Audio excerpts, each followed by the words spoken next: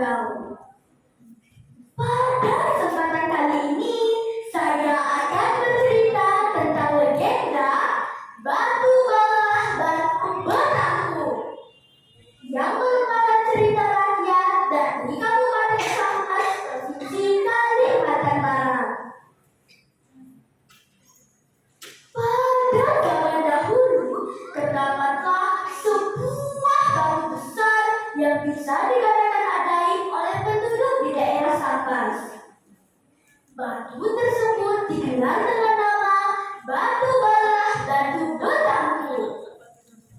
Batu itu sangat ditakuti oleh penduduk karena di sekitar batu tersebut terdapat pantangan-pantangan yang harus ditaati oleh warga. Dan jika pantangan itu dilanggar, maka batu itu akan terbuka atau membelah dan menelan siapa saja sehingga tidak dapat keluar lagi.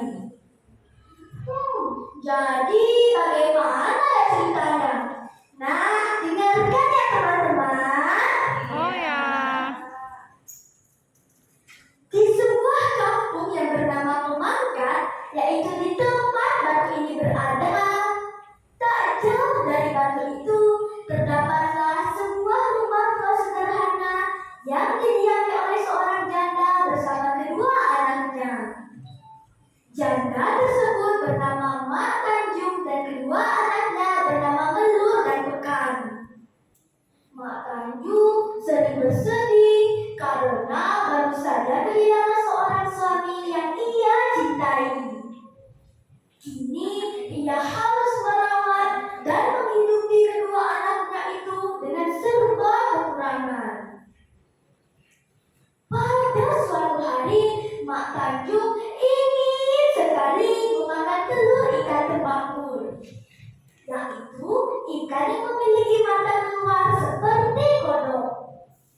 Maka ia pun pergi ke sungai untuk mencari ikan tembakul itu.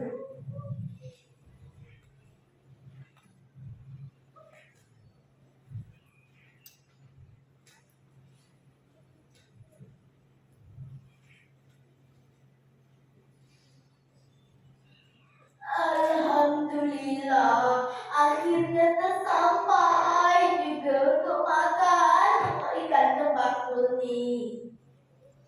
Ketika Mak Tanjung mendapatkan ikan tembakul itu, alangkah senangnya Mak Tanjung karena ikan tembakul yang didapatkannya sangatlah besar, yang nantinya akan dijadikan lauk sebagai pelengkap nasi dan akan dimakan bersama kedua anaknya. Maka ia pun bergegas pulang ke rumah.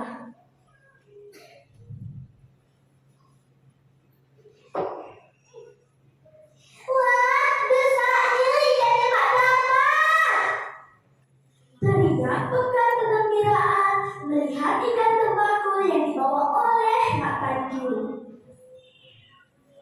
Iya, ini ikan tembakul namanya. Mak rasa ikan ini adalah telurnya. Sudah lama Mak tak ingin untuk makan telur ikan tembakul ini, jawab Mak Tanjung. Setelah itu ia pun langsung menyiang ikan tembakul itu dan menyuruh anak perempuan sulungnya yang bernama Melur untuk memasak gulai ikan. Melur, masaklah gulai ikan dan gorenglah ikan tembakul itu. Mak hendak pergi mencari kayu bakar. Kalau Mak lambat pulang, Melur makanlah dahulu bersama Pekan.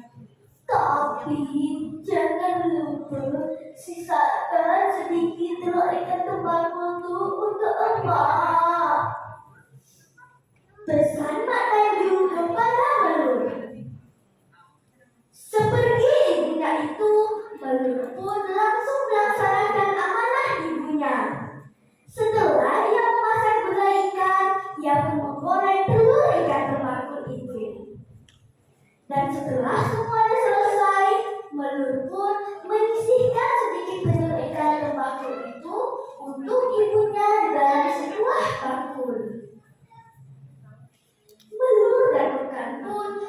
menunggu ibunya pulang untuk makan bersama. Akan tetapi sudah sampai siang hari, Mak Tanjung belum juga pulang dari mencari kayu bakar. Pekan pun menangis karena tidak sanggup menahan lapar. Melihat anaknya itu, Melur merasa tidak tega. Ia pun menyajikan makanan untuk dimakan Pekan. Sedemiku adalah ikan terakhir nih. Kata Pekan sambil menikmati telur ikan terbakar itu. Pekan, janganlah asyik makan telur ikan saja, makanlah juga nasi dan kulit ikannya. Pesan Melur kepada adiknya. Kakak, telur ikan Pekan dah habis. Berilah Pekan lagi. Belum puas rasanya makan telur ikan terbakar tuh. Minta Pekan kepada kakaknya. Pekan, telur ikan ini memang tidak banyak. Nah, ambillah bagian kakak saja. Jawab Melur. Pekan pun langsung memakan telur ikan terbakar milik kakaknya itu tanpa berpikir lagi.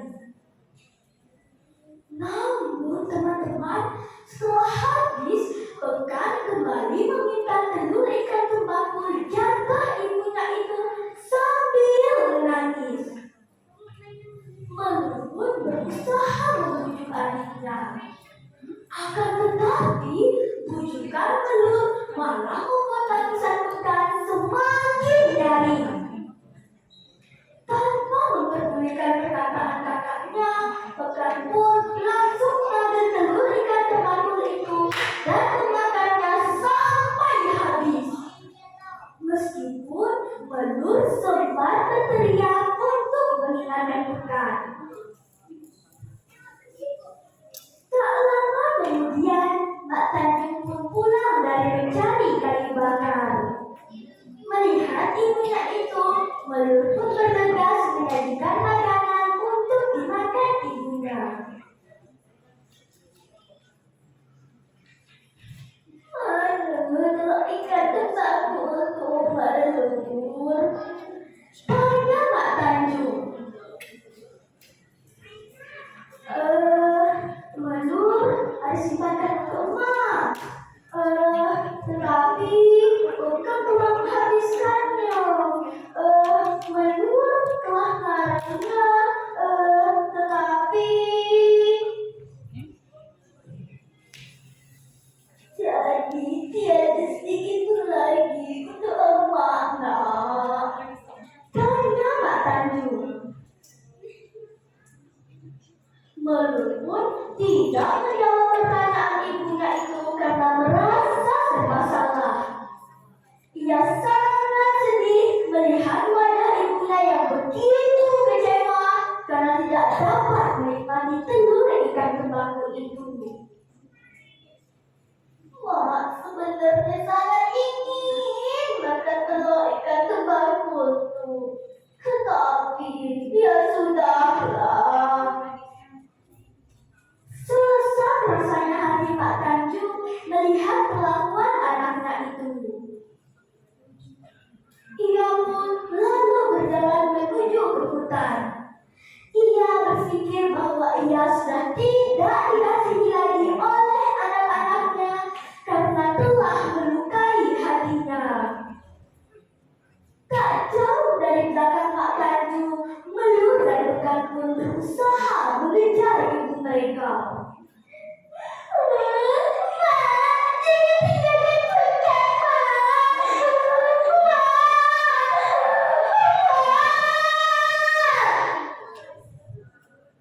Teriak Pekan sekuat hatinya.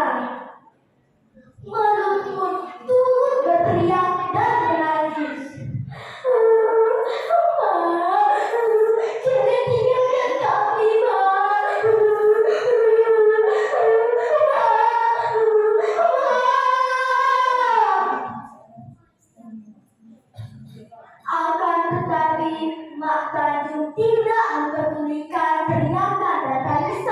mereka. Hatinya telah hancur atas kelakuan anaknya itu, sehingga Mak Tanjung tidak memperdulikan mereka. Melur dan Bekan sangat takut jikalau ibu mereka pergi ke arah batu belah batu Betangkung. Mereka terus saja berlari, berteriak, menangis dan membujuk Mak Tanjung agar mereka dimaafkan atas kesalahan yang telah mereka perbuat sebelumnya, sehingga membuat luka hati ibu mereka. Mak Tanjung pun terus berjalan menuju ke arah batu belah batu Betangkung dan bersimpuh di hadapannya sambil berkata, "Batu belah, batu Betangkung, makanlah aku, takutlah aku, sudah tidak lagi aku hidup."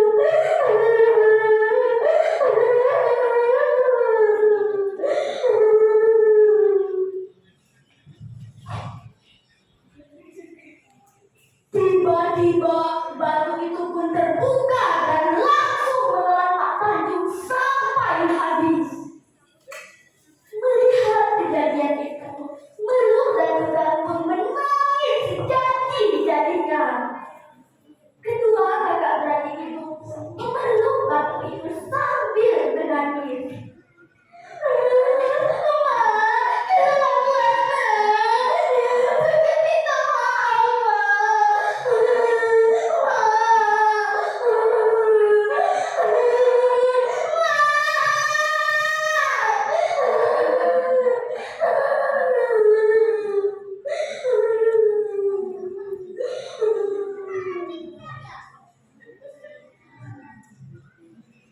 Akan tetapi Mak Tanjung tak kunjung keluar dari batu itu.